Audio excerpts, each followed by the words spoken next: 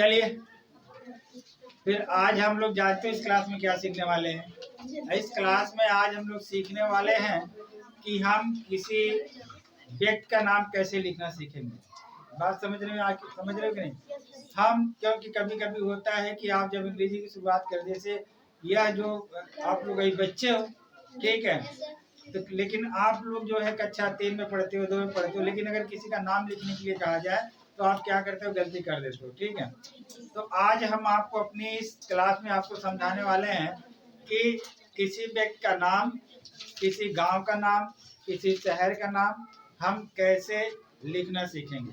ठीक है, तो चलो ध्यान देखो। पहले मुझे एक बात बताओ, आप लोग जब हिंदी जानते हो ना, हिंदी में कुल कितने अक्षर होते हैं? 26। हिंदी में स्वर कितने होते हैं? स्वर बराबर 13। व्यंजन बराबर 36। कितना हुआ? 49। 49 हुआ। इसमें 3 अक्षर और होंगे। ठीक है, कौन कौन? देखो तुमको समझाते हैं।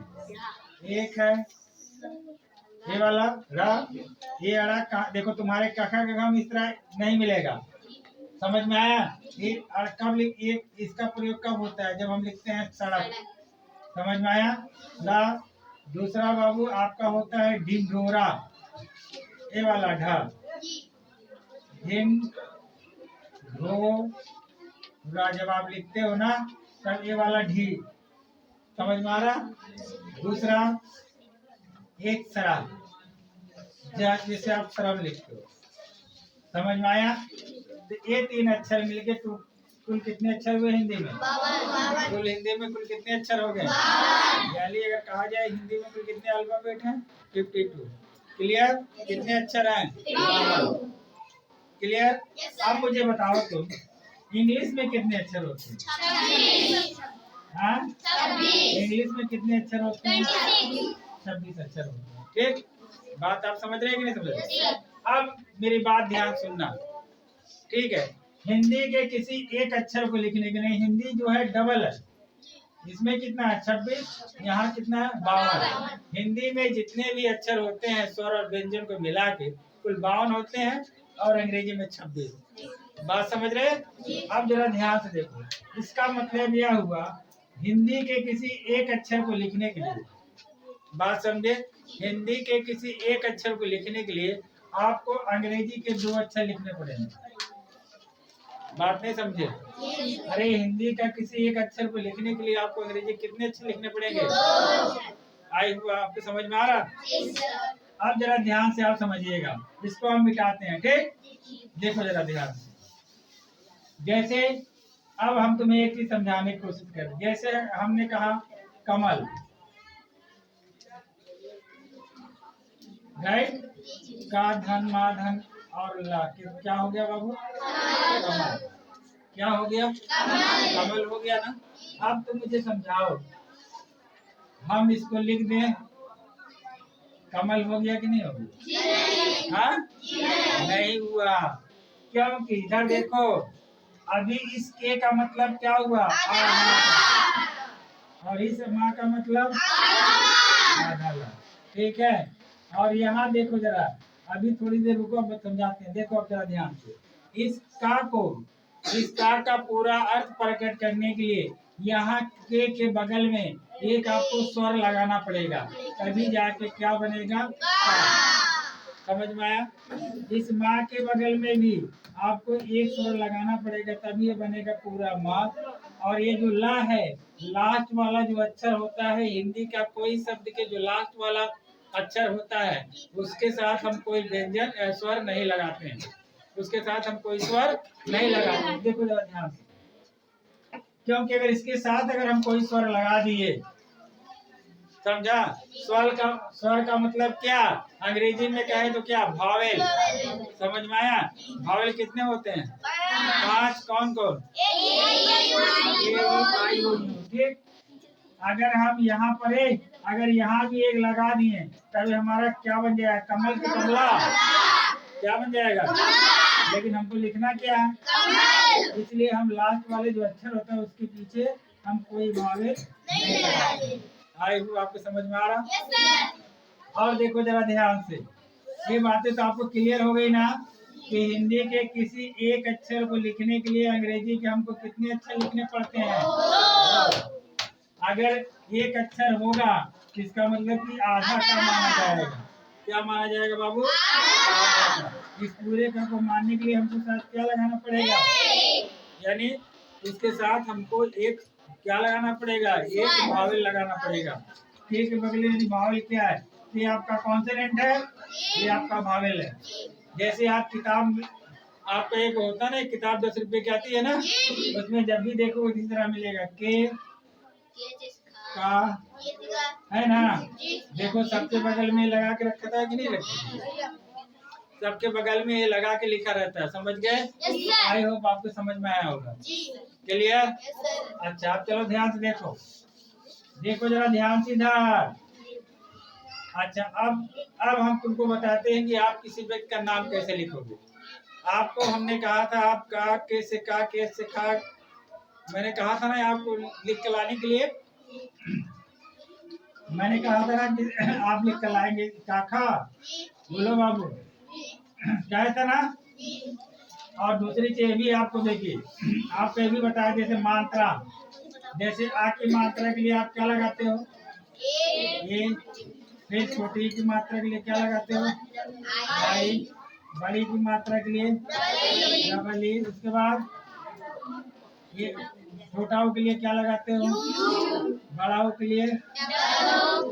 फिर उसके बाद भी के लिए क्या लगाते हो?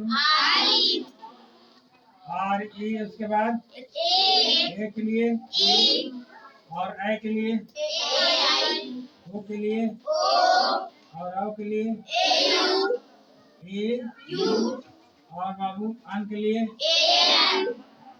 और आहा के लिए ए। अच्छा, अब देखो मेरी बात सुनो, ध्यान सुनो। जैसे कि अगर हम कोई हिंदी के एक नाम लिखते हैं, जैसे कोमल, जैसे मैंने कहा कोमल, कोमल, मैंने एक नाम लिख बोला, का पे ओ की मात्रा लगा है, उसके बाद माँ लिखा, उसके बाद ल लिखा है। ठीक, अब देखो कि इस का के लिए क्या लिखोगे? ए। इस पे मात्रा कौन सी लगी है? ओ की मात्रा के लिए क्या लगाते हो? ओ की मात्रा के लिए क्या लगाते हो? ओ हो गया।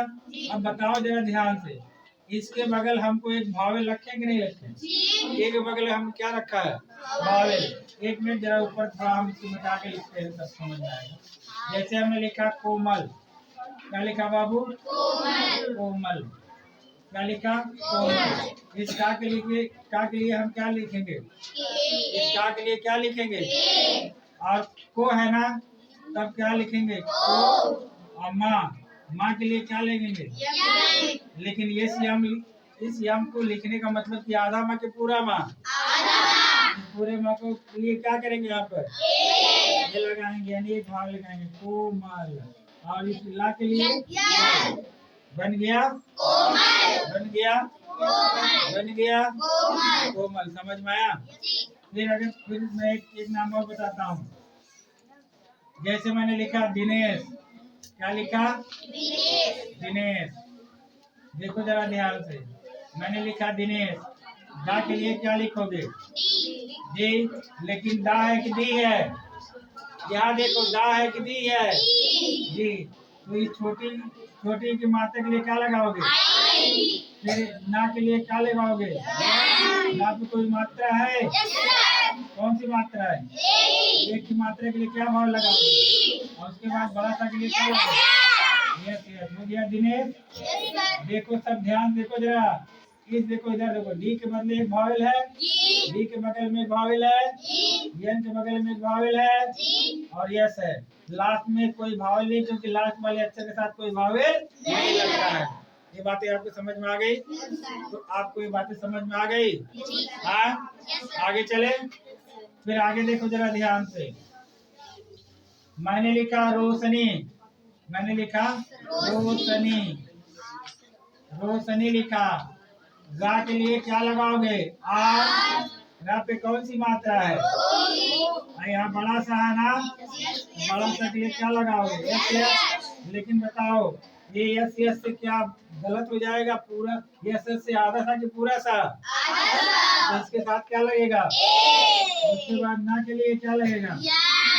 लेकिन देखो इसके साथ बड़ी की मात्रा लगी है तो क्या होगा? बड़ी की मात्रा के लिए क्या लगाएंगे? डबल। रोशनी। अब बताओ समझ में आया? बोलो किसके समझ में आ रहा?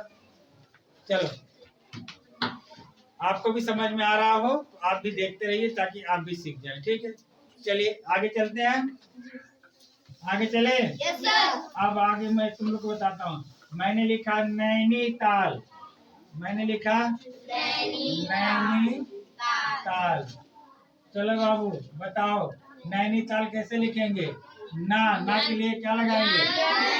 नए। आई की मात्रा के लिए क्या लगाएंगे? नए हो गया। फिर ना के लिए क्या लगाएंगे? बड़ी की मात्रा है नैनी। उसके बाद ता के लिए क्या लगाएंगे? उसके बाद अब बताओ ये आई। इधर सुनो, रुक जाओ यहीं पे, ध्यान से रुको, ध्यान से। यहाँ ता तो है ही है। अब इस पे आ की मात्रा है। अब आप तुम कहोगे सर जी इधर देखो, अब आप कहोगे सर जी इस ता के लिए टी लगा देंगे और इस मात्रा के लिए फिर और एक लगा देंगे तो क्या हो जाएगा? नहीं। अब बोले बात समझ में आया कि नहीं है?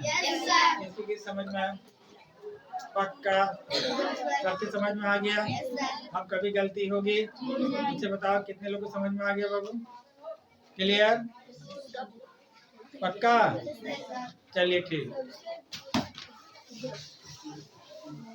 आई होप आपको समझ में आया होगा। क्लियर? अच्छा बताओ, सच्ची बताओ, एकदम पूरा सबके समझ में आया कि नहीं आया? अब आपका काम क्या है कि आप घर पर जाएंगे, आप पूरे परिवार का पूरे फैमिली में जितने सदस्य हैं सबका पूरा नाम लिखेंगे। क्या लिखेंगे? नाम लिखेंगे। इसके साथ साथ कम से कम 10 शहरों का नाम, 10 शहरों का नाम लिखेंगे। नाम लिख लेंगे? नहीं लिख लेंगे? 10 शहरों का।